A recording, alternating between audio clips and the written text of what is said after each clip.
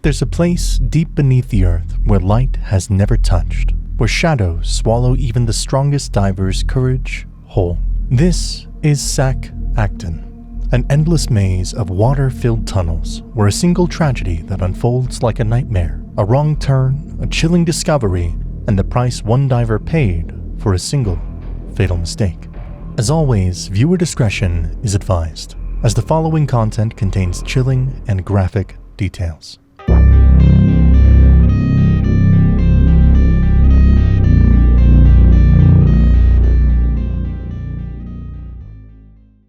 It was a quiet Saturday morning on November 26, 2016, and the sprawling Sac Actun cave system in Mexico beckoned like an otherworldly labyrinth. Hidden beneath the Yucatan Peninsula, this underwater maze stretches for hundreds of miles, with walls carved by millennia of water slowly shaping the limestone.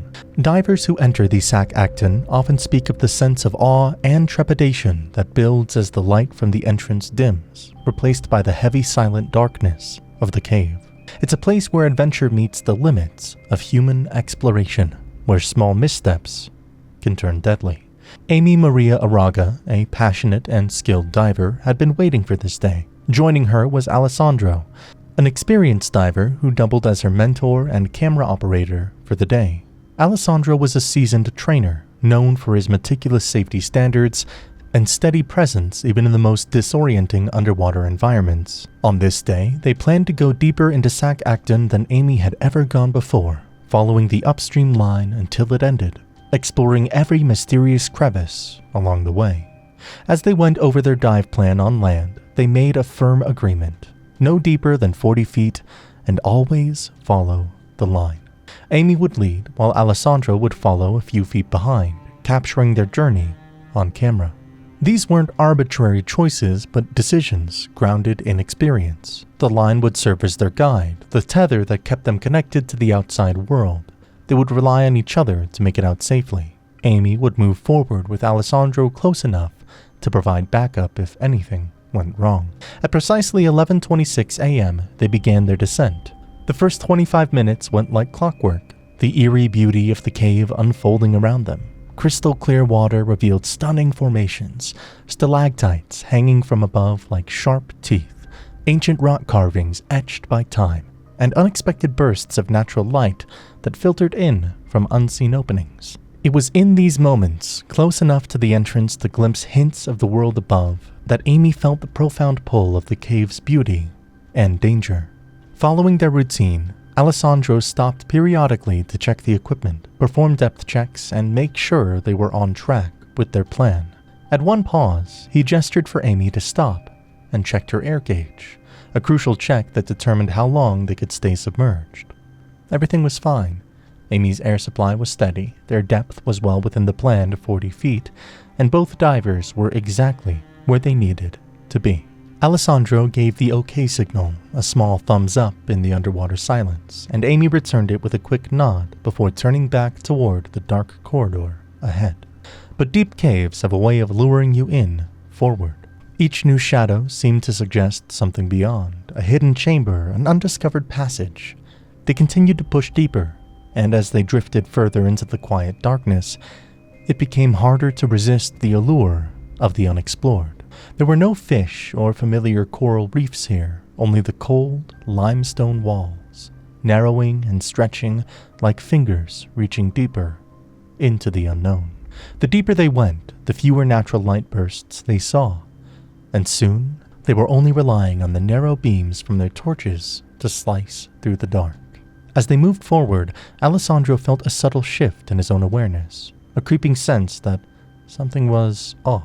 It was a faint but undeniable instinct, the kind that only years of experience could detect.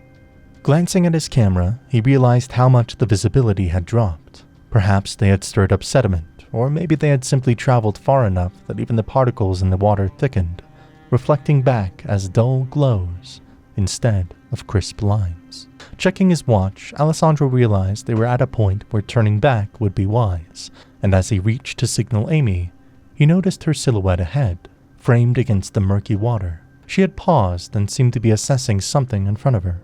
He could just make out her hand, tracing an outline on the cave wall. her attention fixated on something beyond his view.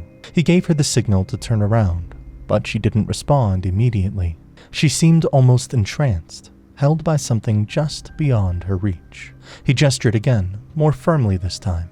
Amy looked back, a trace of confusion in her eyes, as though breaking from a spell. She nodded, signaling that she understood, and they began the slow turn back toward the entrance. But as they turned, Alessandro's eyes were drawn to his air gauge. A flicker of alarm crossed his face, a subtle but unmistakable warning that time was running thin.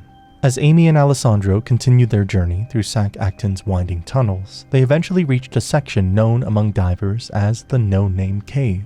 This particular area was notorious, a section avoided by most who knew its reputation for unpredictable currents and disorienting turns. With no clear signage, No Name was a cave you learned to avoid through whispered warnings and tales from those who'd barely navigated it. But Amy and Alessandro had passed it initially, just a shadowed entrance in the limestone. The two continued onward, soon arriving at a spectacular chamber. A narrow shaft from above allowed sunlight to filter in, illuminating the space with a rare, natural beauty that contrasted with the stark darkness around them. The walls glistened with calcite deposits, sparkling under the muted beams, casting faint, ghostly reflections into the water. Alessandro was immediately captivated by the scene, an instinctive urge to capture it rising within him. He wanted to photograph Amy here, framed against this fleeting light, a rare shot he knew would be striking. He motioned to her, signaling that he wanted her to pause so he could set up for the photo. To make the lighting even more dramatic, Alessandro made a fateful decision. He turned off his torch, intending to let only the natural light from the chamber illuminate her. It would be a quick shot, and then they'd be back on track, or so he thought. While Alessandro busied himself with the camera, Amy found herself facing a sudden, unexpected choice. In front of her was a crossroads, two narrow entrances, one veering left and the other right. There was no clear indication of which path would lead them back toward familiar territory. Alessandro, focused on his setup, hadn't noticed the dilemma she faced. Amy glanced back at him, his face dimly illuminated by the faint glow off the camera screen, unaware of her indecision. Not wanting to seem uncertain, Amy made a split-second choice. She took the left path, assuming Alessandro would follow close behind. She didn't turn to check, didn't signal. In the underwater silence, she trusted he'd be right there when she needed him. They were a team, and Alessandro was her safety net, her guiding hand when things grew disorienting. She swam ahead, her light cutting through the growing shadows of this unfamiliar tunnel. But as she ventured deeper, it became clear that this wasn't the path she had thought. The water grew colder, the walls narrower, and the silence around her felt ominous. She paused, raising her light to signal, only to be met with pitch black. No faint glimmer of Alessandro's torch in the distance. No movement at all. Her heart raced. She clicked her light rapidly, signaling in the direction she had come from, but still nothing. In that same moment, Alessandro had turned off his lights, waiting for the perfect angle. He expected to see Amy in the frame, a silhouette against the natural light, but as his eyes adjusted to the dimness, he realized something was wrong. Amy was nowhere to be seen. His initial thought was that she must have swum a few paces ahead, maybe exploring the path beyond. He waited a few minutes, expecting to see her appear back in view, but there was only silence. Minutes ticked by. Alessandro's confidence turned to unease. He glanced around, no longer sure where he last saw her. Panic started to creep in. He did something he would later regret. He removed their markers and the line they'd been following, thinking he could catch up to Amy. In that single move, Alessandro severed their only guide back, their only tangible connection to the known parts of the cave. Now with no markers, no line, and no sight of Amy, he was left alone in the pressing darkness of Sac Actun, a void that felt as if it could swallow him whole. He strained his eyes, scanning every shadow, every glimmer of faint light, hoping to catch a hint of movement. But there was nothing but the quiet weight of the water around him. The seconds passed, each one intensifying his sense of dread. As Alessandro surfaced with a heavy gasp, the weight of his failure pressed down on him. His tank had finally run empty, forcing him to emerge alone. haunted by the agonizing thought that somewhere in the restless darkness of Sac Actun, Amy was waiting. Desperate to continue the search, he swapped his empty tank for a fresh one, filled with a renewed sense of urgency and dread. At precisely 2:13 p.m., Alessandro re-entered the water, more resolute than ever. This time he meticulously placed new ropes and markers, creating a path that he could trust as he retraced their original route. Time felt like it was slipping through his fingers as he maneuvered through the cave system with precision, his light cutting through each shadowed turn. He scanned every corner, every narrow passage, hoping against hope for any sign of Amy. When he finally approached the familiar narrowing of No Name Cave, a chill ran through him. This was the section they'd both passed earlier with a sense of quiet respect, and yet here he was again, feeling its ominous pull. And then he saw it, a faint shape lying still against the rocky floor. Alessandro's heart pounded as he drew closer, his torch revealing what he feared most. Amy was there, silent and unmoving. Her regulator had slipped from her mouth. Her tank was depressingly empty, and yet her mask remained firmly in place, a haunting symbol of her final moments. She looked eerily at peace, as though resting in a place she never intended to stay.